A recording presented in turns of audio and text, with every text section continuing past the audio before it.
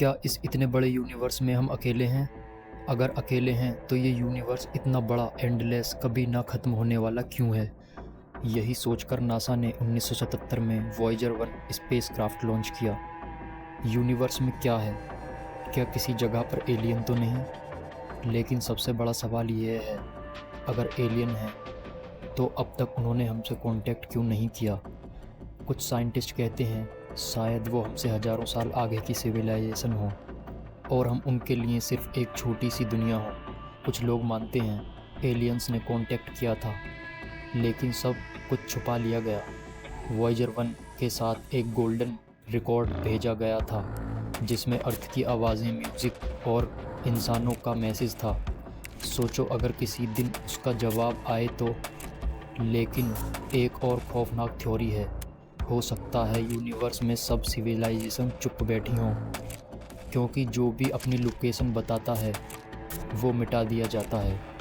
इस थ्योरी को कहते हैं डार्क फॉरेस्ट थ्योरी, यानी पूरा यूनिवर्स एक अंधेरा जंगल है जहां हर सिविलाइजेशन शिकारी है और हर आवाज़ मौत को बुलावा। तो क्या इसीलिए एलियंस चुप हैं, या फिर वो हमें देख रहे हैं, ऑब्ज़र्व कर रहे हैं और सही वक्त का इंतज़ार कर रहे हैं? कभी सोचा है रात के अंधेरे में आसमान में जो अजीब रोशनियां दिखाई देती हैं, क्या वो सिर्फ सैटेलाइट हैं या कुछ और? हो सकता है जवाब आसमान में नहीं, समुद्र की गहराइयों में छुपा हो।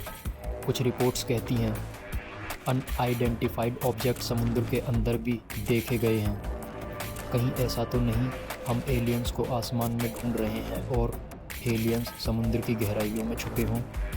समुद्र का 80% हिस्सा आज भी इंसानों से छुपा हुआ है और कुछ नेवी रिपोर्ट्स में ऐसे ऑब्जेक्ट दिखे जो पानी के अंदर बहुत तेज़ स्पीड से मूव कर रहे थे।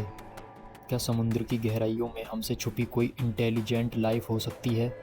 कुछ साइंटिस्ट मानते हैं कि अगर कोई एडवांस लाइफ कहीं छुपना चाहे तो डीप ओशन सबसे सेफ जगह हो सकती है, क्योंकि वहाँ इंसान बहुत कम पहुँचते हैं। हो सकता है समुद्र की इन गहराइयों में एलियंस ने अपनी एक एडवांस दुनिया बना रखी हो, और अगर एक दिन सच सामने आ गया तो इंसानियत का क्या होगा? सच अभी भी अंधेरे में है।